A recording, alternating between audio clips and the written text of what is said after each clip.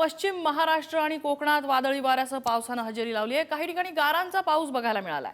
अचानक आलेल्या पावसाने वातावरणात गारवा निर्माण केला, मात्र शेतकऱ्यांना आर्थिक संकटात टाकून गेलेला आहे। आंबा, काजू, कलिंगड बागायतदारांवरती आसमानी संकट कोसळलंय। कोल्हापुरात वादळी वाऱ्यामुळे झाडं कोसळली आहेत, कुठे घरांचे पत्रेही उडालेले आहेत। कोल्हापुरातल्या विशाळगड परिसरात अवकाळी पावसाने हजेरी लावली आहे। वादळी वाऱ्यासह अचानक गारांचा पाऊस बरसला।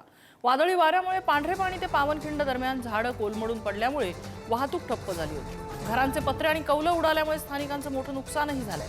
आंबा आणि काजू बागांना या गारांचा मोठा तडाखा बसलाय।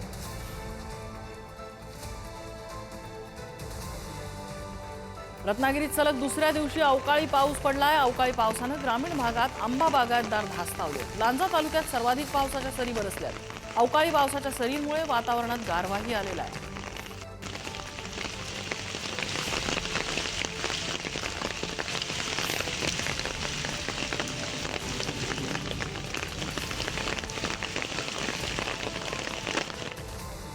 बारामतीत वादळी वाऱ्यासह अवकाळी पावसाने हजेरी लावली आहे। बारामती शहरात वातावरणात मोठा बदल झालेला आहे। अचानक आलेल्या पावसाने नागरिकांचे हाल झाले। उकड्यापासून हैराण झालेल्या नागरिकांना दिलासा मिळालेला आहे। शेतकऱ्यांची चिंता मात्र त्यामुळे वाढली आहे।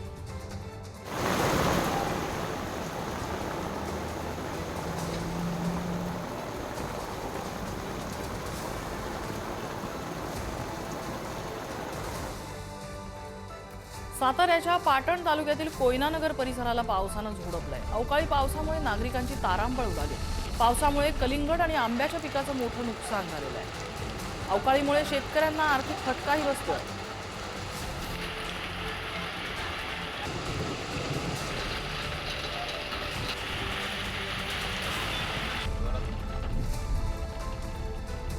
कोल्हापुरात अनेक ठिकाणी विजांच्या कडकडाटासह पावसाला सुरुवात झाली आहे। शहरातल्या फुलेवाडी बस स्टॉप परिसरात नारळाच्या झाडावर वीज कोसळली आहे। महापालिकेच्या अग्निशमन दलाने ही आग विझवली आहे।